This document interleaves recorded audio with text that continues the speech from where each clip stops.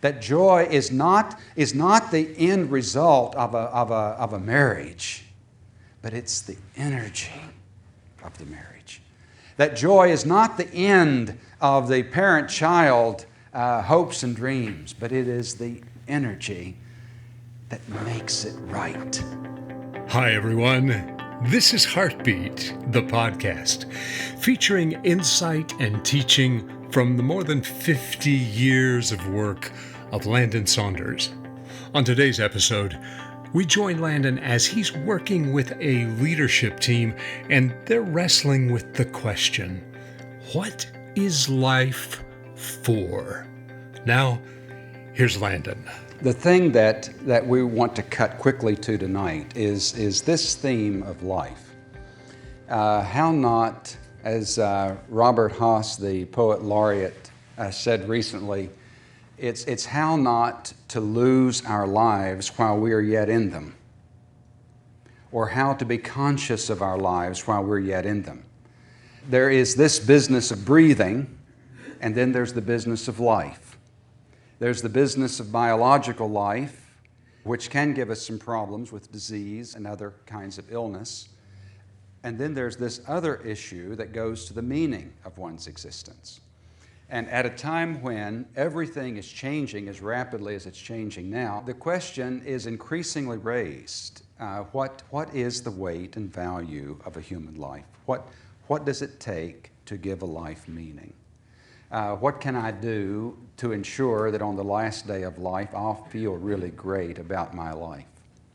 I thought that I was on a last day myself in 1987, and I had to face that question myself with a heart attack. How do you feel about your life? I was 49 years old, and it seemed that shouldn't have happened to me, and yet it was, and it did. And I had to ask, how do you feel about your existence? And I felt, incidentally, really terrific. I had a lot of things undone, but I had already discovered the secret of living every day as if it's the last. And I've tried to live every day as if my work would be finished if that were my last day. And it's just made all the difference in the way I can see my day and the way I can see other people and the way I see the world. And it's not an esoteric matter. It's something that we can really do. It is a thing, indeed, that can be practiced. Now, the chronology of a person's life isn't very long, is it? We're all familiar with the poets. Life is a vapor. It's here for a little while and then it's gone. But isn't it amazing what all can go wrong between birth and death? It is a long journey, is it not? There are so many places that a human being can get off track. So many places. Today, I think that's complicated in that we're living in a time when people are less sure about what the track is than they've ever been, or whether there is a track that one can get off, because we no longer have a core or a track that is common to every single one of us. We've become increasingly pluralistic society. We've become increasingly open to various points of view, whether they're humanistic points of view or theological points of view. There has been a growing diminishment of self-esteem in Western society in particular. Just the sheer weight of technology itself, just technology itself has had one of the effects of it. While it's made our lives so much easier, it hasn't necessarily made our lives qualitatively better, and has had the effect, because machines and tools and computers can do so much, that people are increasingly pointing to a negative effect in terms of how we think about ourselves and our value. Science has done the same thing. Science has revealed so much about human life and about biological life that the effect has been that we're no longer quite sure that we're really the center of this thing anymore. But at any rate, all of those things, I think, raise this serious question about what a life really is. Now, I'm going to give my own idea about what's at the center of things. This is not something that I would say very loudly. I think it's better whispered. But I've thought a lot about what a life is for. So many things, I know what they're for. But it was a long time before I ever asked of a human life, what is a human life? Actually, I know what they do. I know a little bit about their thought processes. But when it's all said and done, what's it for? Have you thought about that? What is your life? Bottom line, what's it for? And if you could answer in terms other than what you do, what is this thing for? I wonder what it's for. I wonder what relationship, I wonder what they're for.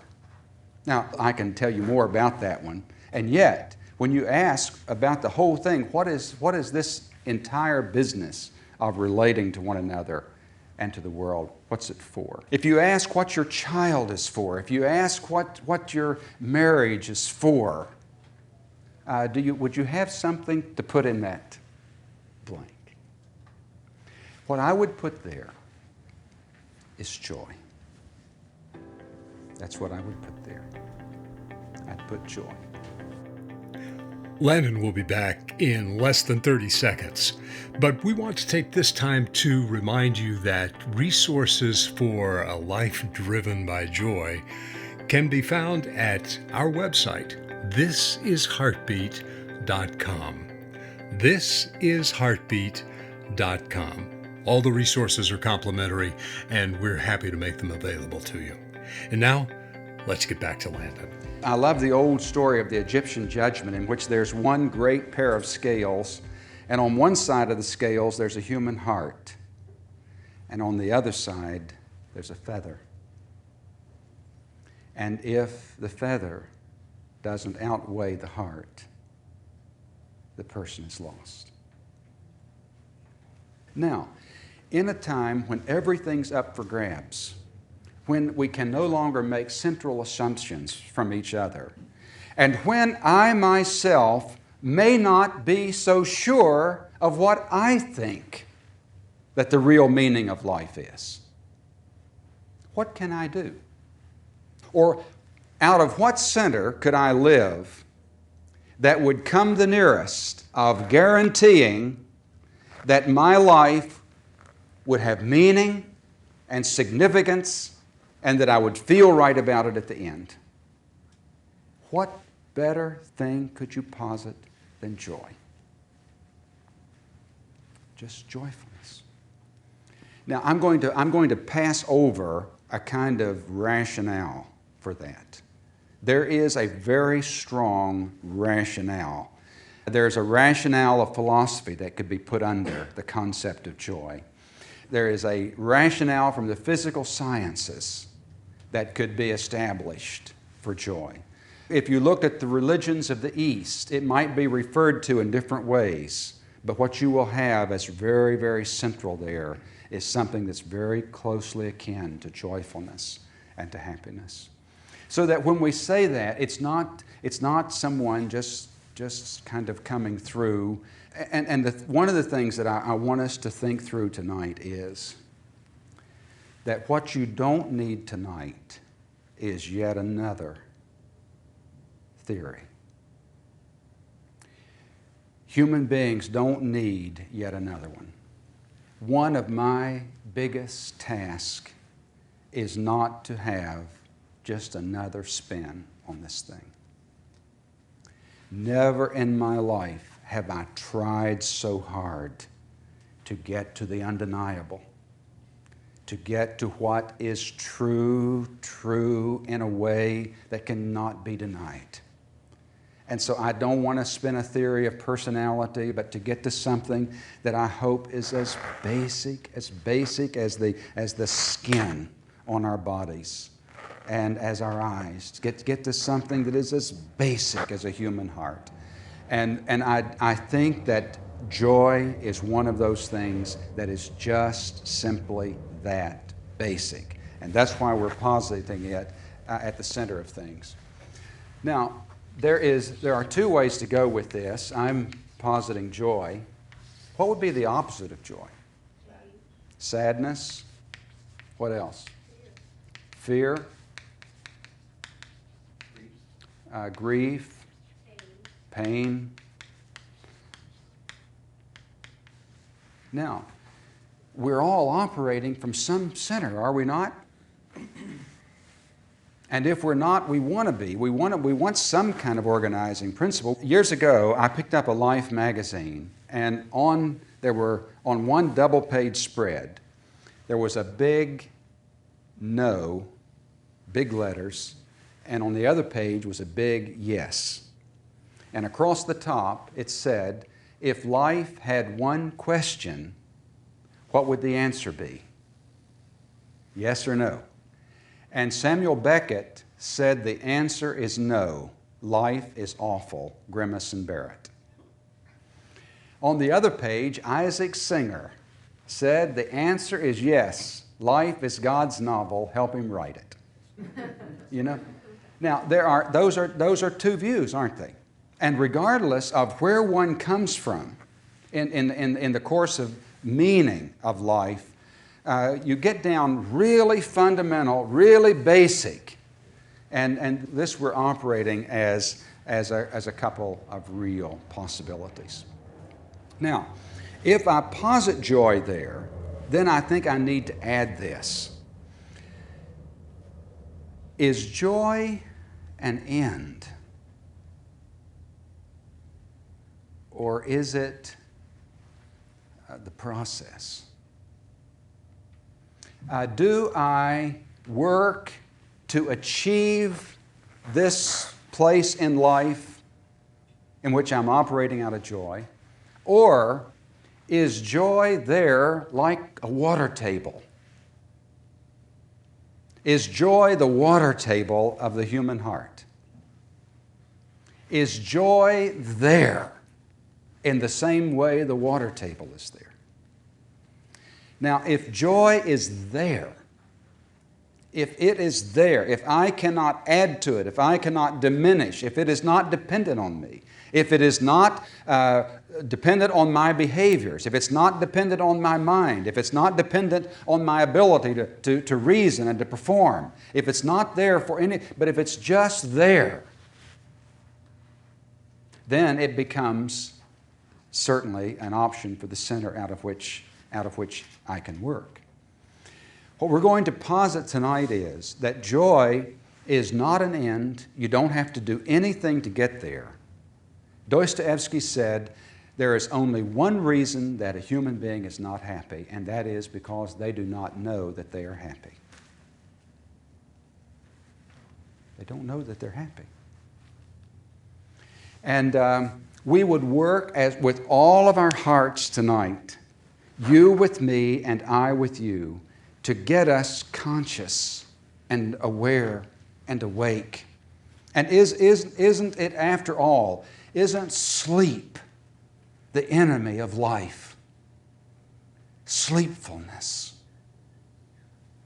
Otherwise, maybe known as boredom.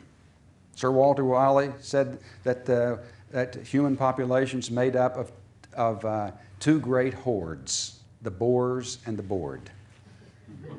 You know, that today, with the kids, sometimes it's a real task to get them to wake up, isn't it? There are so many messages cascading upon our hearts.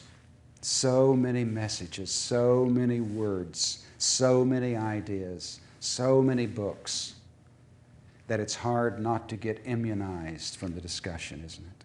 Just inoculated from the whole thing. To meet a person who is awake, to get a person who's just bristling alive with wakefulness and consciousness is a wonderful thing. That's what it takes to get to something like this. And to see it not as an end, but to see it as the energy. That joy is not the end result of a marriage, but it's the energy of the marriage. That joy is not the end of the parent-child hopes and dreams, but it is the energy that makes it right.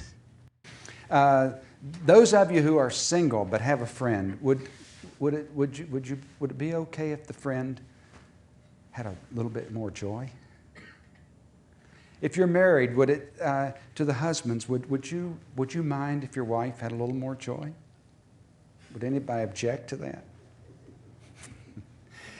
Or would you object if your husband had just a little bit more joy? Would that make anybody real sad and unhappy? You ask the children, would it be all right? Would any of you object if your parents had just a little bit more joy? And boy, especially if they're teenagers, there's a big screen. Could there be a little bit more joy? Could we stand just a little bit more joy? You see, there's something that is self-evident about joy. Joy is the energy. It's not the end. Well, the takeaway from today's podcast, joy is the energy, not the end. Thanks for joining us. And we want to remind you that there are additional materials that deal with this idea of a life driven by joy available for you absolutely free of charge if you'll visit the website thisisheartbeat.com. And if you appreciated today's content, we'd appreciate it if you would rate and review the podcast wherever you get your material. Until next time, this is Heartbeat, the podcast.